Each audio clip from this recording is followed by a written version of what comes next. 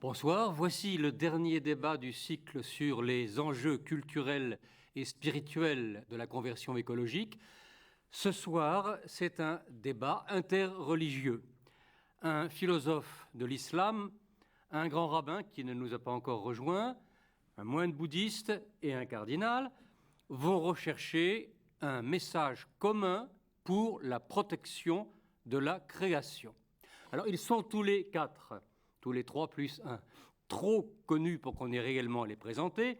Néanmoins, Abdenour Bidar, philosophe, maître de conférences à Lyon, membre de l'Observatoire de la laïcité, animateur de culture d'islam sur France Culture, auteur de nombreux ouvrages, dont Un islam pour notre temps, ouvrage qui explore les voies d'une vie spirituelle adaptée aux possibilités du présent et au rôle de l'individu. J'espère avoir synthétisé brièvement votre pensée.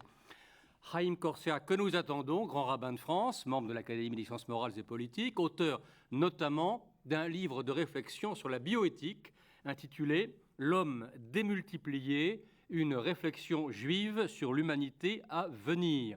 Sujet évidemment brûlant dans les débats actuels, autour d'une écologie intégrale qui assumerait les fondamentaux de la condition humaine.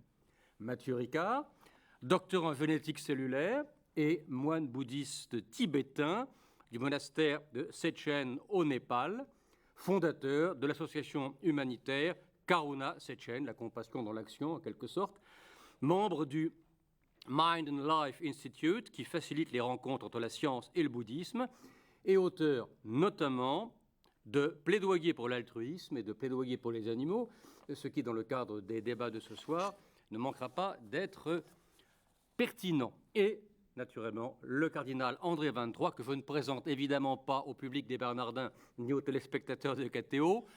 Je me contente néanmoins, dans le cadre du sujet de ce soir, de souligner que, sous votre impulsion, Monseigneur, le diocèse de Paris vient de réaliser un site internet et un livret pour permettre à chacun d'entre nous de s'impliquer personnellement dans la protection de notre maison commune, la planète. Il s'agit, expliquez-vous, de réveiller les consciences. Alors maintenant, le débat. Quel message commun pour la protection de la création ?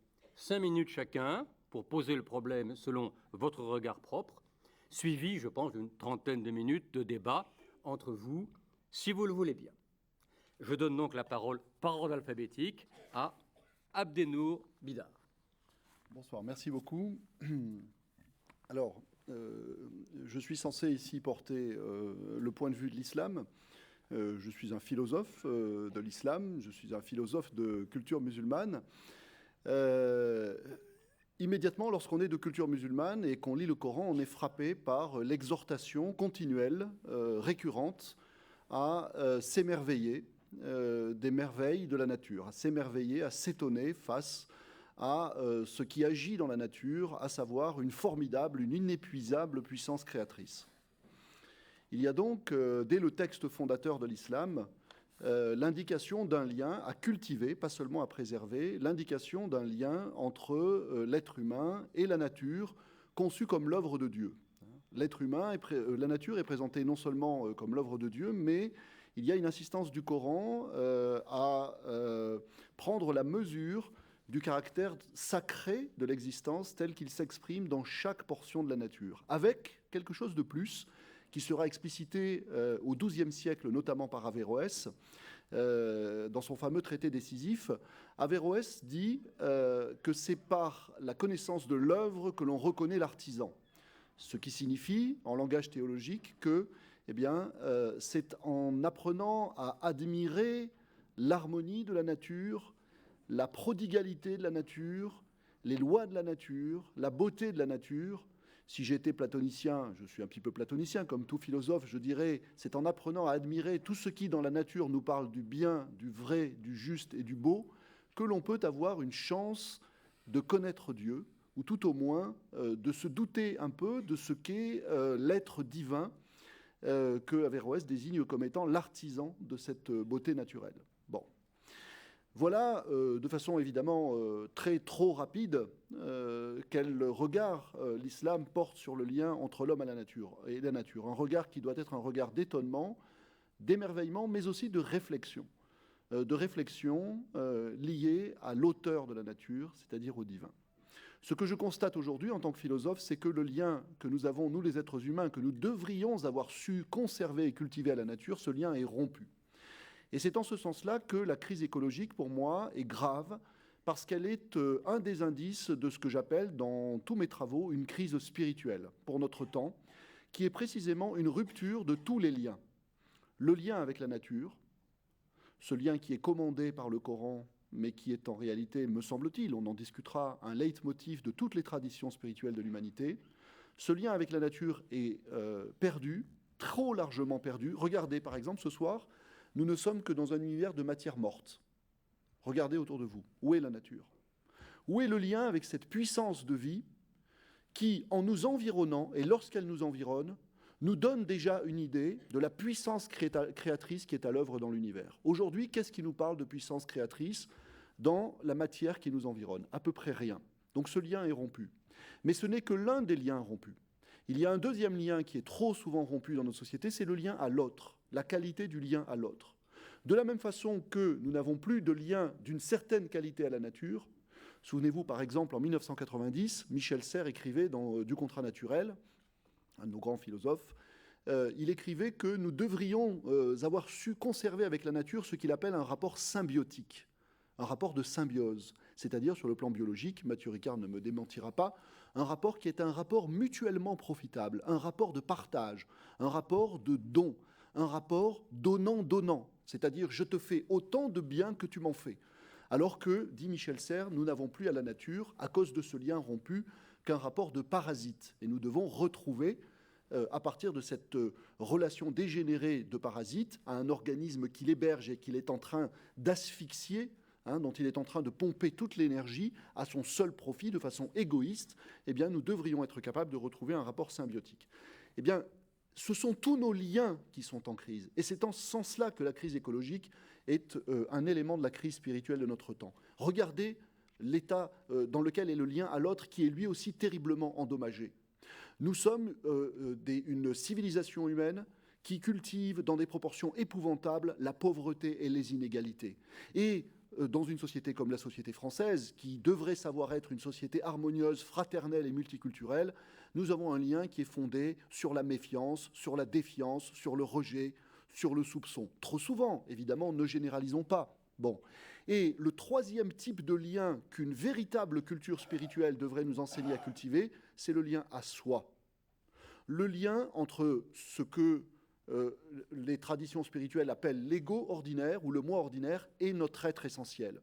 Je suis musulman, je suis de culture soufie. Eh bien, dans le soufisme, l'alpha et l'oméga, si vous voulez, de la culture spirituelle, c'est la culture du lien à soi, c'est-à-dire la culture du lien à sa propre profondeur, pour établir un canal qui soit un canal d'inspiration et d'incarnation entre le moi essentiel, l'être essentiel et notre moi, le moi que nous engageons dans la relation avec autrui tous les jours. Bon.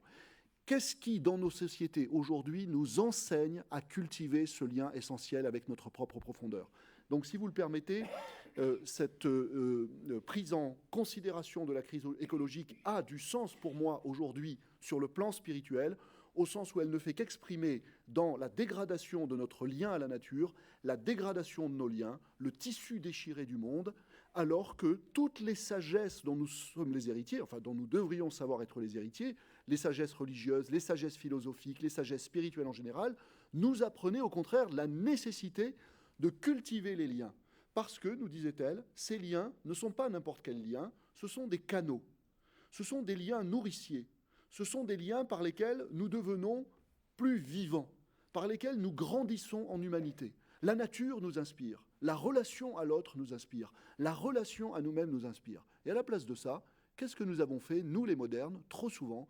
Nous avons fabriqué des individualités closes, complètement repliées sur elles-mêmes, où chacun est censé pouvoir s'inspirer lui-même, alors même qu'il n'est plus inspiré par sa propre profondeur, alors même qu'il est dans des sociétés où l'homme est un loup pour l'homme, c'est-à-dire où il n'entretient plus avec l'autre qu'une relation de concurrence et de rivalité, et dans des sociétés qui ont perdu avec le lien avec une nature qu'on empoisonne. Et moi, ce que je constate aujourd'hui, c'est que heureusement, dans ce monde déchiré, où le tissu du monde est en très mauvais état, émerge, je le vois sur tous les plans, mais je pense que nous avons besoin, à cet égard, d'une énorme prise de conscience, ce que j'appelle des tisserands, une nouvelle génération de tisserands, c'est-à-dire des gens qui cherchent, seuls ou avec d'autres, mais encore dans une trop grande solitude, à recréer des liens, à retisser tous les liens qui ont été perdus de soi à soi, de soi à l'autre, de soi à la nature et à l'univers. Et me semble-t-il, notre avenir ne dépend pas simplement de la décision politique de la COP21, mais de la capacité pour notre humanité à appréhender la dimension spirituelle de la crise écologique et à encourager de la façon la plus large tous les efforts de ces nouveaux tisserands qui essaient de recréer du lien. Voilà. Merci, Athénor Bidard. Monsieur le Grand Rabbin. Je trouvais formidable, sauf quand vous avez parlé de l'inerte. D'abord parce que moi, je vois quelques personnes qui semblent pas inertes. Il y en a quelques-uns qui ne sont pas endormis quand même. Donc il y a quand même du vivant dans la salle. Et finalement, c'est ça qui est étrange. Quand on parle de la matière vivante, on oublie l'humain. Et l'humain, c'est pas un hasard si la Bible parle de l'humain comme étant l'arbre des champs. Car l'homme tué, comme l'arbre des champs. Cette comparaison qu'on a avec la nature, pas pour nous dire tout est dans la nature, mais pour nous dire qu'on doit apprendre de la nature. Et je pourrais même rajouter, parce que je n'avais pas conscience qu'on prendrait la grande salle, j'avais amené, comme c'est la fête de Hanouka en ce moment, donc à nous, pour la fête de Hanouka, on mange des beignets. Donc j'avais amené une boîte de beignets. Je me suis dit, on sera 5 orateurs, on sera une dizaine de participants. J'avais amené une grosse boîte comme ça. Enfin, Monseigneur Beau m'a vu arriver avec ma boîte. S'il faut, je la ramène. On peut se débrouiller, on partage les beignets. Moi, si on a multiplié les pains chez vous, on peut bien multiplier les beignets, Monseigneur. Et les beignets, c'est extraordinaire. Bon, les beignets, le pain, c'est extraordinaire. Parce que le pain, pourquoi dans toutes les religions, le pain ou le vin, ceux qui consomment du vin, pourquoi ça a un caractère sacré? Parce que c'est le moment où l'homme pourrait avoir l'orgueil de se dire « c'est moi qui ai fait ça », comme le dit la Bible, c'est ta force, c'est ta puissance qui a fait ça. Non. Là, on récite une bénédiction pour remercier la production que Dieu nous a donnée. On remercie Dieu de nous avoir donné du blé et on remercie le génie de l'homme de s'être surajouté à ce que Dieu lui a donné. Tout ce qu'on peut faire, ce n'est que rajouter notre petite partie à ce que Dieu nous a donné au départ. Et on a tendance à oublier. On a tendance à oublier que, oui, c'est vrai que le génie humain a produit des vins extraordinaires, le génie humain produit des pains extraordinaires. Mais ça démarre avec un petit épi de blé que Dieu donne. Et la bénédiction, je crois que vous récitez juste avant l'Eucharistie, c'est ça. Vous remerciez Dieu pour ce qu'il donne et le travail des hommes. C'est exactement la bénédiction qu'on récite chaque fois qu'on mange du pain dans le judaïsme. Pourquoi ? Parce qu'en fait, la fonction de l'homme, son lien à la nature, c'est un lien de responsabilité. Un lien de responsabilité, nous sommes en quelque sorte les fermiers de la terre. Dieu a affermé la terre aux hommes, puisqu'il demande 2 choses à Adam. Il lui dit d'abord de nommer toute la création, et nommer, c'est attribuer une vocation. On ne se rend pas compte à quel point, d'ailleurs, les parents ont une responsabilité terrible en donnant des noms tarabiscotés à leurs enfants. Je ne veux pas qu'ils s'appellent tous David, et Zacharie et Jérémie. Enfin, peut-être pas obligé de les appeler Kimberley et je ne sais pas quoi. Mais sur le principe, quand Dieu demande à l'homme de donner un nom à chaque chose, y compris à la nature, aux animaux, c'est de leur attribuer une vocation. C'est une responsabilité incroyable qui continue. Ce n'est pas parce qu'il y a juste Monsieur Adam et Madame Ève qui ont donné des noms à la nature. Nous donnons un nom à la nature. Et donner un nom, c'est l'intégrer dans notre univers. Donc, première chose, on a cette responsabilité. Deuxième chose, Dieu demande à Adam de travailler la terre et de la conserver.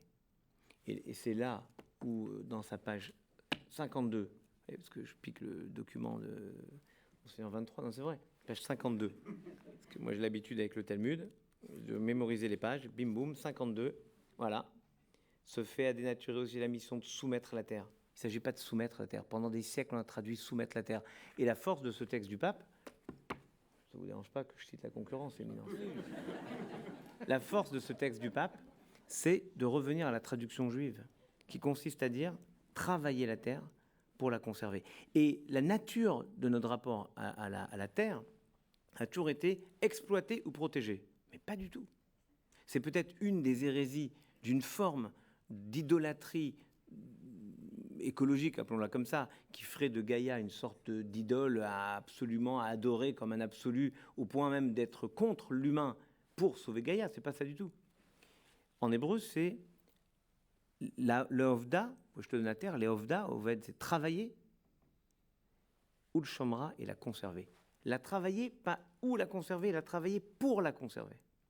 On voit bien comment, dans tant et tant de campagnes, l'enjeu, c'est qu'il n'y ait plus de fermiers, plus de paysans qui vont s'occuper de la terre, et on leur demande simplement d'entretenir ne serait-ce que le paysage.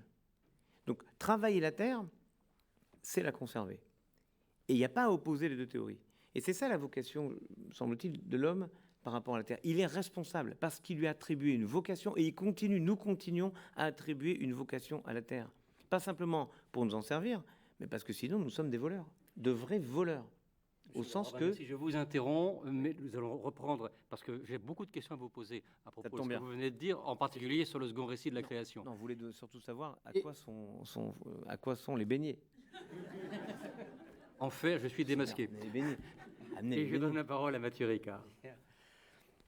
Oui, merci beaucoup. Donc, dans le bouddhisme, on dit qu'il y a deux points cardinaux qui sont comme les deux ailes d'un oiseau, c'est la sagesse et l'amour altruiste. Alors, évidemment, le message commun, c'est que l'altruisme n'a nullement de l'apanage, ni de la sagesse, ni de l'amour altruiste. Mais néanmoins, c'est un bon point de départ, mais ils sont absolument indispensables.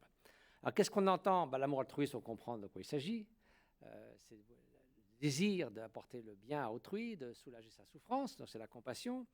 La sagesse est aussi une compréhension juste de la réalité, notamment de l'interdépendance de tous les phénomènes.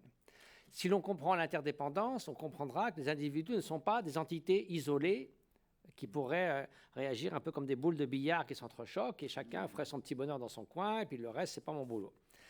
Le fait que nous sommes fondamentalement interdépendants, donc le fait que le battement d'ailes de l'aile de papillon au Brésil modifie le climat en France, pour donner une image, fait aussi qu'il y a ce sentiment de responsabilité universelle. C'est-à-dire que même si nous sommes une seule personne, nous participons à cette interdépendance, donc nous sommes concernés et responsables. Alors, qu'est-ce que cette interdépendance et cette responsabilité nous amènent à essayer de favoriser pour arriver ensemble à un monde meilleur? C'est ce concept de non-violence, c'est-à-dire au moins si on ne peut pas apporter du bien, au moins ne pas faire du tort pour commencer. Et cette idée de non-violence vis-à-vis des êtres humains, non-violence vis-à-vis des animaux en tant qu'êtres sensibles, et non-violence à l'égard de l'environnement. Alors, non-violence à l'égard de l'environnement, évidemment, Gaïa n'est pas un être sensible. Néanmoins, en nuisant à l'environnement, on nuit à tous les êtres sensibles. On ne peut pas dire à quelqu'un « je vous aime et je vais brûler votre maison ». Donc cette non-violence fait simplement qui nous permet à ce que nous puissions continuer à nous épanouir. Alors évidemment, dans ce sens-là, c'est difficile de penser que l'homme serait en quelque sorte, que la nature serait à la disposition de l'homme. On pourra à la rigueur l'imaginer, on voit bien ce qu'il en fait de la planète aujourd'hui, mais si vous considérez des milliards de galaxies, on ne voit pas très bien quelle utilité pratique elle pourrait avoir pour nous, et si elle serait là uniquement pour notre usage, ça semble un peu limité. Alors, quelles sont les conséquences de ce sentiment de responsabilité universelle? C'est que si l'on continue dans le chemin qu'on maintient maintenant, de cette consommation absolument absurde, on va arriver tout simplement à la 6e grande extinction des espèces depuis l'apparition de la vie sur Terre du point de vue scientifique. Et la 5e remonte quand même à l'âge des dinosaures, ça fait un petit bout de temps.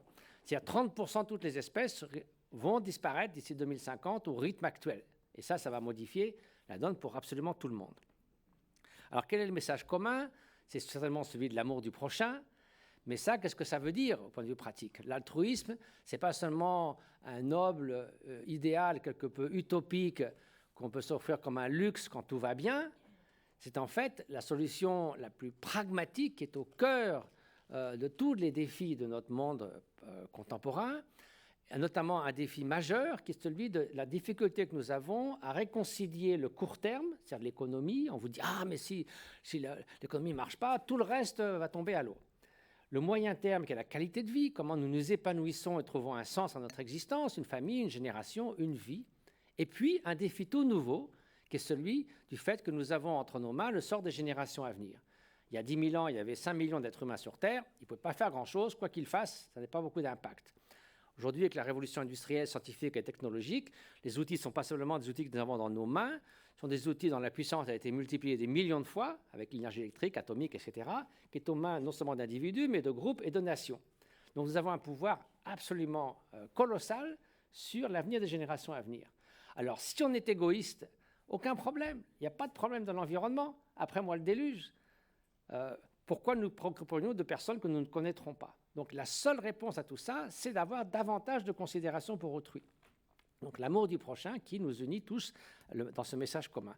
Si nous avons davantage de considération pour autrui, nous irons vers une économie solidaire, une économie positive, où l'économie est au service de la société et non pas le contraire. Nous irons pour réduire les inégalités dans le court terme, donner des conditions qui permettent tout à chacun de s'épanouir dans l'exigence de donner un sens, aussi bien spirituel que dans la poursuite des aspirations de l'existence sur le moyen terme. Et si nous avons davantage de considération pour autrui, nous ne pouvons pas évidemment nous permettre de saccager une planète dont ils vont hériter. Et dans ce sens-là, il est certain que si nous continuons sur le chemin actuel, ils diront « vous saviez et pourtant vous n'avez rien fait ». C'est de l'égoïsme institutionnalisé. Donc aussi complexe la question de l'environnement soit-elle politiquement, scientifiquement et économiquement, ça revient en fin de compte à une question d'altruisme versus l'égoïsme. Parce que si on s'en fiche, il n'y a pas de problème dans l'environnement. Si on a véritablement la considération pour autrui, c'est aujourd'hui et maintenant ceux qu'on rencontre faire preuve de compassion et d'amour, mais c'est aussi se préoccuper sincèrement du sort des générations à venir. Merci, Monseigneur. Bien, mais il est difficile de prendre la parole après 3 intervenants dont les propos rejoignent beaucoup de mes préoccupations. Je voudrais essayer peut-être d'aborder la question par un autre biais. Il me semble que le moment, la période que nous vivons est un peu providentielle du point de vue culturel, parce qu'elle signe, en tout cas le développement, le déroulement de la COP21 signe, à mon avis, une prise de conscience universelle beaucoup plus large que ce qu'on en a connu dans les décennies précédentes. C'est-à-dire que la convergence des efforts signifie que probablement cette relation aux autres prend un contenu plus concret. Mais je pense que c'est providentiel aussi d'un point de vue religieux, parce que nous sommes confrontés aujourd'hui à l'irruption de Dieu. C'est-à-dire que on s'était laissé embarquer dans une vision où l'intelligence, la technologie, les capacités de recherche permettaient de surmonter les limites. C'est-à-dire qu'on avait une vision du monde illimitée. Illimitée dans sa temporalité. On ne pensait pas qu'il y avait un début, on ne pense pas qu'il y aura une fin, et illimitée dans ses capacités de production.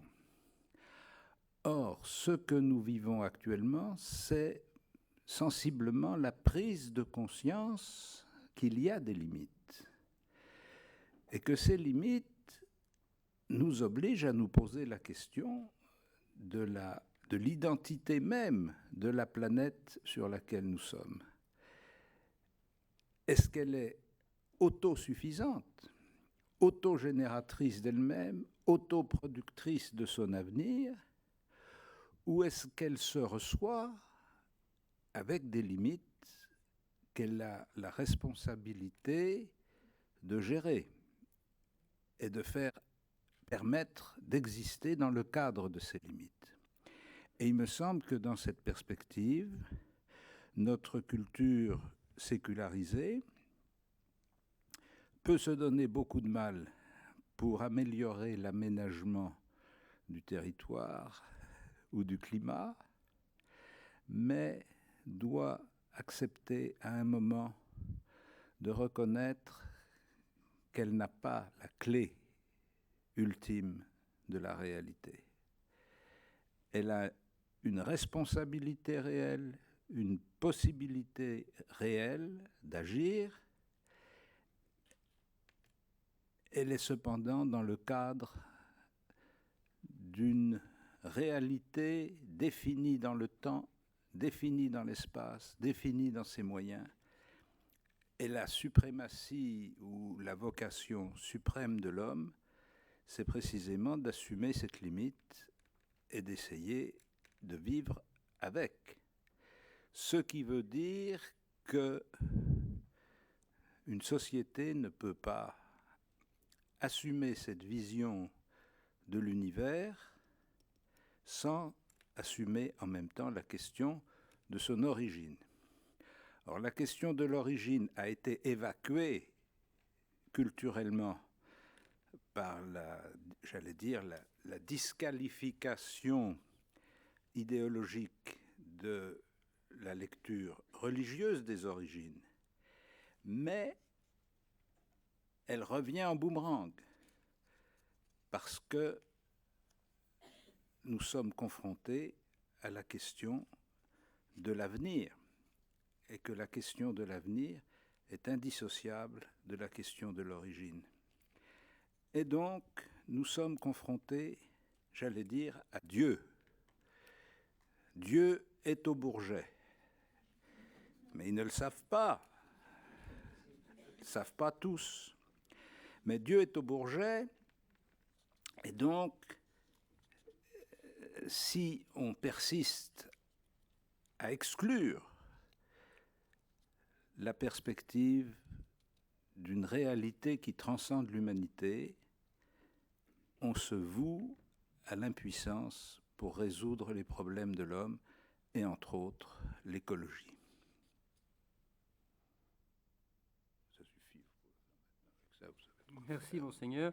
Je suis évidemment impressionné par la quantité de thèmes qui ont été abordés en un aussi bref laps de temps.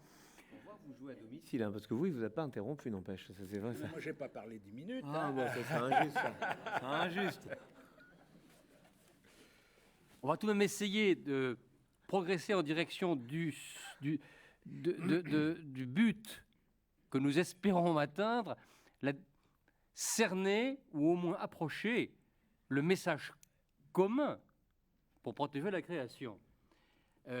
Beaucoup de questions se lèvent à partir de ce que vous avez dit, à partir de ce qu'a dit Abdelnour Bidar sur la rupture de tous les liens avec la nature, l'autre, etc., avec ce que le grand rabbin Corsia a dit, en particulier sur le second récit de la création, le fait de nommer chaque être vivant.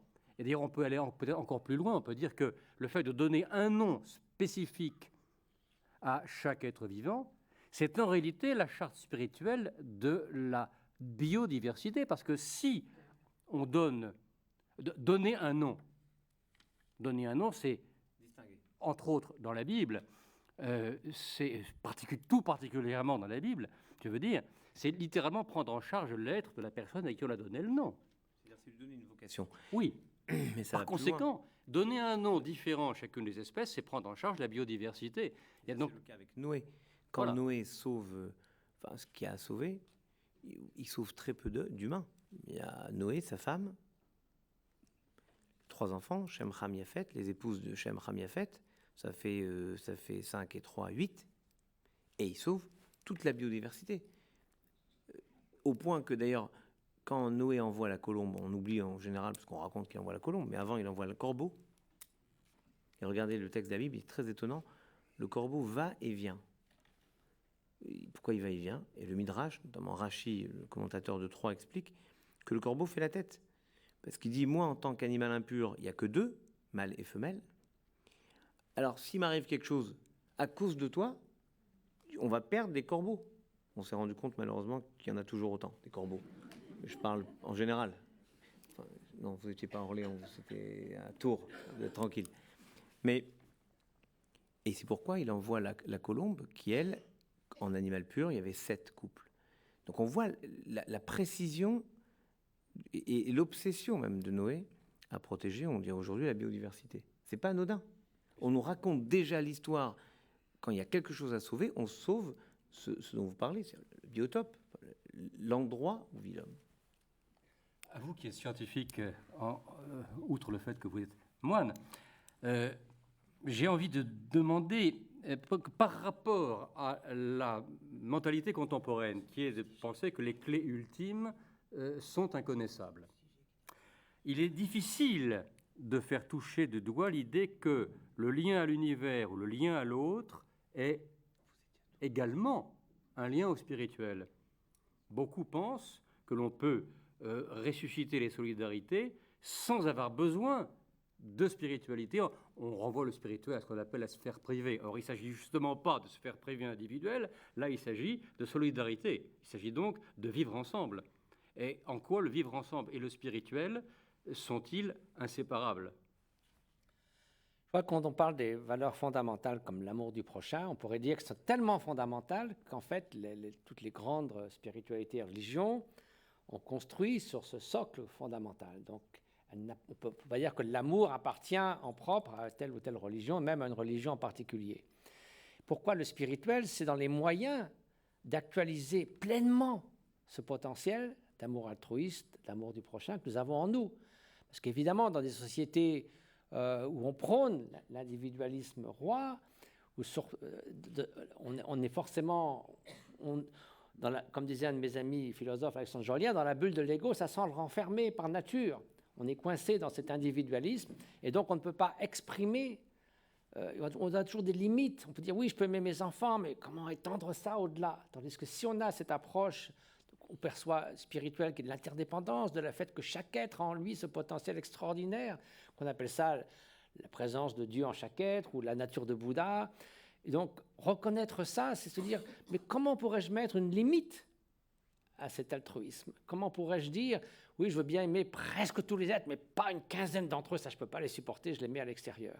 Donc ça, je crois que c'est une démarche profonde de reconnaître en nous ce potentiel que nous avons au plus profond de nous, et ensuite de dire, il est présent dans chaque être. Et de ce fait, comment pourrais-je exclure de cet amour inconditionnel d'autres êtres? Ça, c'est une démarche qui doit venir de l'intérieur. On ne peut pas simplement se contenter de reconnaître l'interdépendance de la réalité. Alors juste une petite chose, je voulais dire, excusez-moi un mauvais jeu de mots, mais si Dieu est au Bourget, puisque vous avez des entrées particulières, pourriez-vous lui demander de être sûr qu'il signe un accord contraignant? Ça ferait extrême. Comment expliquez-vous que la société, le consumérisme dans lequel nous vivons, explique à chacun « sois toi-même, ne sois que toi-même, cultive-toi toi-même, etc. » Et c'est en même temps cette société qui est une société de l'ego, au moins en théorie, revendiquée et affichée, est en même temps une société où l'individu, la personne, est coupé de sa propre profondeur. Est-ce que c'est lié au système économique ? C'est lié, je dirais déjà tout simplement, hélas, à l'oubli d'un certain nombre de réalités et d'enseignements spirituels qui, encore une fois, ont été transmis dans tous les héritages de l'humanité, à savoir que, comme le disait le prince des humanistes à la Renaissance, Erasme, on ne devient pas homme, on le devient. C'est-à-dire que spontanément, l'être humain, si vous le laissez à lui-même sans éducation, il y a toutes les chances pour que ça devienne un petit être égoïste qui pense qu'il peut tout tirer de ses facultés ordinaires et qu'il peut vivre indépendamment des autres. Bon. Donc en réalité, on devient humain dans les deux sens du terme. Un être humain est plus humain au sens éthique grâce à une éducation qui nous montre justement que la vie est impossible, tout simplement, pas seulement à long terme, mais à moyen et à court terme, si l'on ne compte jamais que sur ses propres forces, dans une relation d'ignorance à tout le reste, ou dans une relation de concurrence avec autrui, dans une relation d'exploitation à la nature, et encore une fois, au cœur de tout cela, dans une situation d'ignorance de soi. Mais je voudrais rebondir sur ce que disait monsieur tout à l'heure, à savoir sur l'irruption de Dieu, ce qui a été nommé l'irruption de Dieu. Il y a peut-être une irruption de Dieu, mais il y a surtout quelque chose dans la condition humaine qui a drôlement muté depuis 2 siècles. C'est-à-dire que lorsqu'il est question de limites, est-ce qu'aujourd'hui nous faisons l'expérience de nos limites? Non. Nous faisons au contraire l'expérience d'un dangereux passage à l'illimitation de nos capacités. C'est-à-dire que jusque-là, la condition humaine était déterminée justement par des limites qui faisaient que, quel que soit notre pouvoir de nuisance, la nature était hors de portée de notre force. Mais aujourd'hui, notre condition, là sur le plan anthropologique, a radicalement muté, c'est-à-dire que nous avons acquis une force absolument considérable, et nous sommes, alors est-ce que, je ne sais pas si c'est à cela que vous faisiez allusion quand vous parliez de l'irruption des dieux, nous ressemblons furieusement, pour le pire, à de jeunes dieux fous, complètement inconscients, complètement aveugles, qui ne maîtrisent pas du tout leur force, c'est-à-dire qui n'ont pas la dose de sagesse nécessaire à la maîtrise de la force qui leur est échue, et qui est absolument inédite, absolument sans précédent dans l'histoire de l'humanité. De là, la nécessité d'une éducation spirituelle retrouvée, renouvelée, qui nous donne d'urgence une nouvelle conscience spirituelle à la hauteur, et ça c'est complètement inédit, c'est-à-dire qu'il y a quelque chose non seulement à retrouver du côté de nos héritages, mais à réinventer sur le plan de la conscience spirituelle, parce que nous avons à nous rendre, non pas comme le disait Descartes, maître et possesseur de la nature, ça heureusement non, mais à nous rendre maître d'une puissance qui est aujourd'hui entre nos mains et qui est absolument formidable et qui a fait que le rapport à la nature s'est totalement inversé. C'est-à-dire qu'autrefois, nous étions en son sein et aujourd'hui, elle est entre nos mains. Et si demain, nous ne développons pas, nous ne cultivons pas le degré de sagesse nouveau qui est à la mesure de notre nouvelle condition anthropologique, eh bien, évidemment, nous risquons de conduire tout cela à l'anéantissement, nous-mêmes y compris. De là, l'idée que si nous voulons aujourd'hui sauver la planète, comme on le proclame, j'allais dire Urbi et Orbi, si on le proclame sur tous les tons, si nous voulons être capables de le faire, il faut que nous nous dotions d'une nouvelle éducation spirituelle. Parce qu'on ne fait qu'avec ce qu'on est, ou on ne fait que selon ce que l'on est. C'est-à-dire si nous restons ces petits êtres égoïstes, manquant d'altruisme, manquant d'empathie, incapables, à cause de tous les préjugés culturels qui nous sont inoculés, de nous intéresser véritablement à l'autre, de cultiver cet amour du prochain dont il a été question, de cultiver cette relation d'émerveillement à la nature, comment voulez-vous qu'avec cette éducation à l'individualisme, nous réussissions à développer l'empathie suffisante qui nous permettrait effectivement de sauver la nature et qui nous permettrait également d'avoir la dose de sagesse nouvelle à la mesure de notre nouvelle condition. Monsieur le Grand Rabbin, protéger la nature sans tomber dans l'idolâtrie, le spirituel fournit-il une clé ? Oui, il fournit une clé parce qu'il trouve la juste mesure. Et par exemple, votre phrase, qui est vraiment très jolie, très forte d'ailleurs, sur la nature qu'on a maintenant en main, dans nos mains. C'est vrai et pas vrai. C'est vrai parce que oui, on a la possibilité de détruire beaucoup de choses, mais c'est pas vrai parce qu'on ne maîtrise pas grand-chose. Quand il y a un tsunami, qu'est-ce qu'on maîtrise ? Ou on parlait du dieu au Bourget. J'ai connu, moi, les aéroports, et d'autres ici ont connu les aéroports. Il y a un petit volcan tout pourri dont personne ne se rappelle le nom, qui fume un peu. Tout le trafic aérien mondial est bloqué. L'orgueil qui est le nôtre, ce don d'ubiquité, je peux être là et partir ailleurs et voyager comme je veux. Ça s'arrête net parce qu'il y a la nature qu'on croit dominer et maîtriser qui nous dit bah non, il y a des petites particules, on ne sait pas ce qui se passe si ça rentre dans les fans du moteur de nos avions.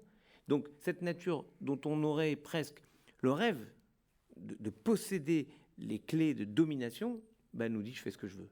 En gros, la limite de l'homme, c'est sa capacité à se croire, à se savoir limiter. Alors, je ne peux pas vous faire de la pub pour le judaïsme, mais disons globalement, dans nos sagesses, il y a ce concept de limite de l'homme. Par exemple, dans le judaïsme, le Shabbat.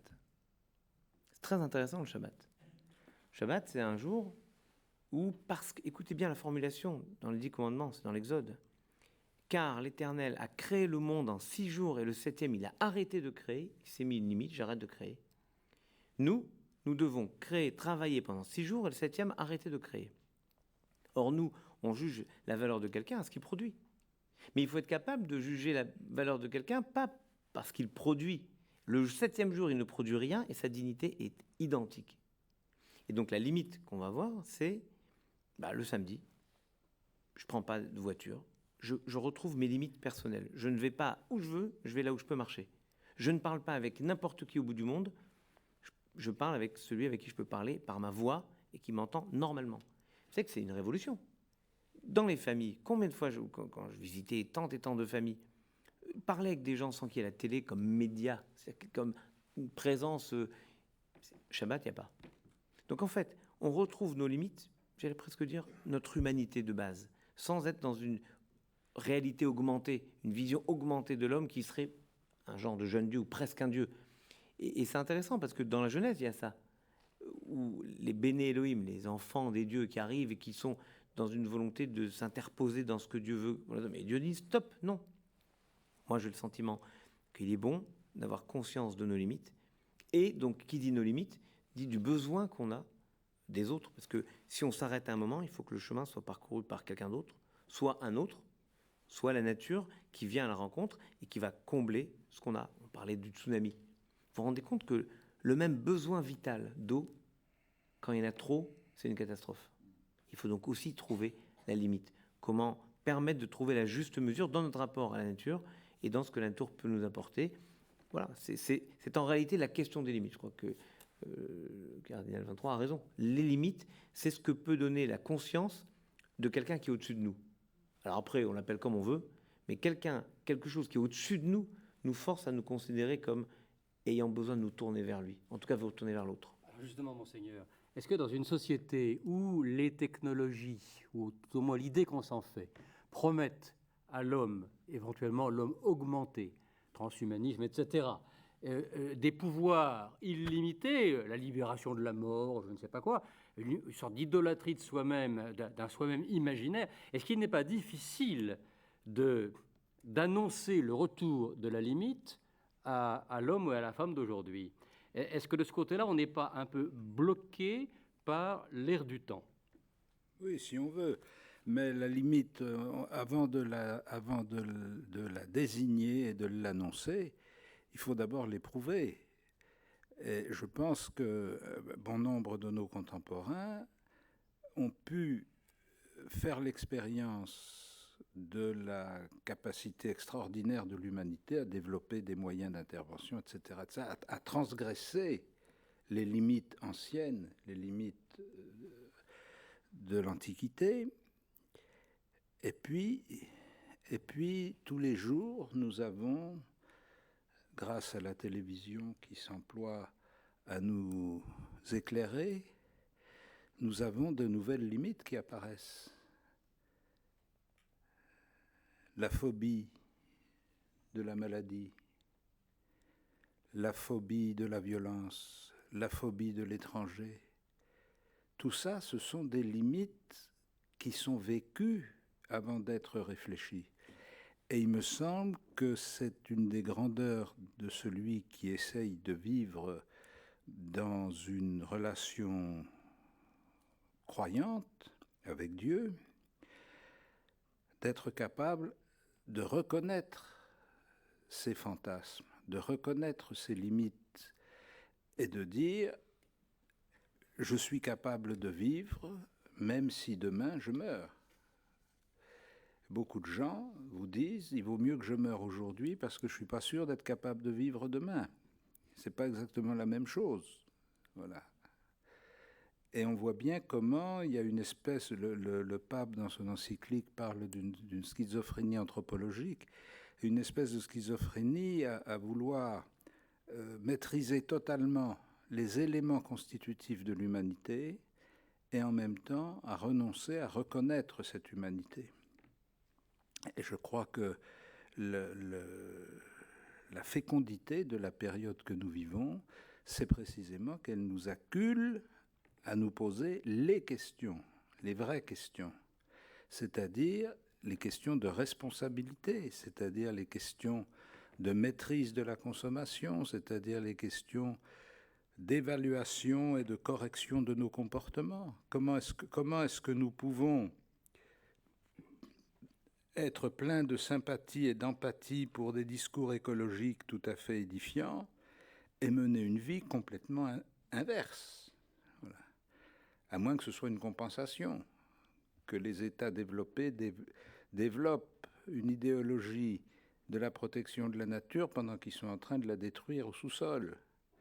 Donc on est bien devant des contradictions internes à notre fonctionnement, et je pense que c'est un moment providentiel pour essayer d'y voir un peu plus clair et d'essayer de changer quelque chose, chacun à la mesure d'où il est. notion de limite. Vous avez parlé de façon très subtile et profonde de notion de limite, mais quand on dit aux gens, généralement, il faut mettre une limite à la croissance, il faut mettre une limite à ceci et cela, parce que si on continue comme ça, au rythme actuel, il faudrait 3 ou 5 planètes en 2050, on ne les a pas. Toujours, la notion de limite est vue d'un point de vue très souvent matériel, c'est-à-dire il faut que vous arrêtiez. Donc, et à l'inverse, la notion de simplicité volontaire et de sobriété heureuse, on dit oui, mais alors je vais être obligé de me limiter, je ne vais pas pouvoir manger autant de glace à la fraise que je veux, ça va être une catastrophe. Donc c'est perçu comme une sorte de qu'on vous limite fondamentalement. Alors ce qui est très, à mon avis, ce qui est une immense erreur, c'est que qualitativement, si on essaie de promouvoir une harmonie durable, c'est-à-dire rester en harmonie avec la nature, rester en harmonie socialement avec moins d'inégalités, etc., une croissance qualitative, il n'y a pas forcément de limite à la qualité du vécu. Comment pourrait-il avoir une limite à l'amour du prochain? J'ai un sentiment de compassion et d'amour. Qu'est-ce qui m'empêche qu'il devienne 2 fois plus vaste, 2 fois plus profond, 2 fois plus intense? Ce n'est pas le même genre de limite. Donc on confond trop malheureusement cette notion de limite avec cette idée, ça va être une catastrophe si on arrête de croître indéfiniment sur le plan matériel. Et c'est ça le grand dilemme qui fait qu'on est mal à l'aise avec cette notion de simplicité volontaire et de sobriété heureuse qui implique une croissance qualitative, mais renoncer à cette utopie de la croissance quantitative qui est absolument impossible. On n'a pas 3 planètes à notre disposition. Oui, alors je voudrais aller abonder dans le sens de ce que vient de dire Mathieu Ricard, parce qu'il dit quelque chose qu'il faut expliciter. Quand on parle de nature humaine, on ne parle pas de quelque chose, c'est-à-dire d'un être qui ne serait que du côté de la limite ou de la limitation. La nature humaine est complexe, c'est-à-dire qu'elle est aussi bien du côté de la limite que de l'illimitation. Et elle est d'autant plus complexe qu'il y a dans la nature humaine et dans la vie humaine des bonnes limites et des mauvaises limites. C'est-à-dire des limites qui nous étranglent et des limites dont on a besoin, par exemple les limites des lois, au moins dans un cadre démocratique. Du côté de l'illimitation, il y a les limitations de ce que les philosophes grecs appelaient l'hubris, c'est-à-dire la démesure qui fait n'importe quoi, tellement elle est prise dans l'ivresse de sa toute-puissance ou dans le fantasme de sa toute-puissance. Et puis, il y a ce que vous évoquez, c'est-à-dire les limitations de l'amour ou les limitations de la puissance créatrice, parce qu'elle est là continuellement dans l'histoire humaine, l'illimitation. C'est-à-dire que l'être humain, c'est celui qui élargit continuellement le champ du réel, celui qui installe continuellement ce qui était autrefois de l'imaginaire dans le champ de la réalité. Le réel n'est pas, face à l'être humain, quelque chose qui serait stable, défini une fois pour toutes, mais au contraire un espace mouvant, un espace que l'être humain peut élargir grâce à sa capacité de transformer ce qu'il imagine en nouvelles possibilités inscrites et disponibles dans le réel. Donc, la réflexion à laquelle nous sommes conduits aujourd'hui en tant qu'humanité, c'est effectivement la réflexion sur la limite, c'est-à-dire effectivement le jour de Shabbat, mais aussi sur les 6 premiers jours. Les 6 premiers jours pendant lesquels, au contraire, là, justement, nous avons rendez-vous, et je dirais plus aujourd'hui que jamais, avec notre illimitation et avec le poids qu'a pris l'illimitation dans notre condition. Et en ce sens-là, le défi n'a jamais été aussi considérable, parce que nous sommes, je dirais, ici confrontés à 2 responsabilités. La première responsabilité est de nous rappeler, certes, que nous sommes aussi des êtres de la limite et que nous avons besoin de limites ou d'avoir la sagesse de nous auto-limiter, mais également, deuxième élément de la sagesse qu'il nous faut aujourd'hui, qu'allons-nous faire de cette illimitation qui n'a jamais existé autant dans notre condition humaine, au point que certains parlent de l'homme augmenté, parlent de transhumanisme, c'est-à-dire parlent de quelque chose qui, du côté de l'illimité, on n'est même plus au niveau de Prométhée, là, si vous voulez, ou d'une ambition prométhéenne, qui était l'ambition folle d'une surhumanité. On est, pour certains, et d'ailleurs certains en toute bonne foi, c'est-à-dire en toute inconscience, rêvent de créer quelque chose qui dépasse l'être humain. Donc en réalité, on est menacé du côté de notre illimitation par quelque chose qui nierait notre condition humaine elle-même et qui en ferait une étape passée d'une évolution en cours vers quelque chose d'autre que l'homme. Donc il y a du côté de notre illimitation des défis absolument considérables, mais tellement considérables que nous ne pouvons pas aujourd'hui nous permettre de penser à l'être humain, surtout en tant qu'être limité. Je trouve vraiment formidable. Votre définition de Shabbat, c'est exactement ça. Souvent, les gens me disent Shabbat, c'est arrêter de travailler. Oui, mais pour arrêter de travailler, il faut commencer à travailler. Surtout aujourd'hui où c'est si difficile de trouver un travail. Donc, évidemment, c'est formidable. C'est l'enjeu de création. Et je dirais que c'est peut-être la réponse à votre question de limitation quantitative, que je ne partage pas complètement. Parce que j'ai bien vu, je vous l'ai dit tout à l'heure, moi je viens de l'aéronautique, j'ai bien vu la souffrance morale presque de tous les amateurs d'avions quand on a arrêté un avion pour la première fois de notre histoire, on n'allait pas plus. Quand on a arrêté le Concorde, pour la première fois de notre histoire, on est redescendu. Bon, c'est pas un drame de faire Paris-New York en 6h30 au lieu de 3h30, mais sur le principe, on a toujours fait mieux, plus. Et j'ai vu à quel point c'était une forme de grande défaite. Pourquoi grande défaite? Parce que justement, en marketing, j'avais appris quelque chose d'assez extraordinaire. Le drame d'une entreprise, c'est quand elle a un produit merveilleux, extraordinaire. Donc elle a un produit qu'on appelle un produit vache à lait. Ça marche tout seul. Comme ça marche tout seul, les dividendes rentrent, ça rentre. Puisque ça rentre, pourquoi faire? Il n'y a rien besoin de faire. Ça marche. Et à un moment, les autres qui ne sont pas complètement idiots, on commence à travailler sur autre chose, et notre produit tombe, mais comme on n'avait rien fait parce que ça roulait tout seul, on n'a pas travaillé sur la recherche et le développement, on se retrouve fort démuni quand la bise fut venue. Bien, je pourrais vous citer des cas concrets.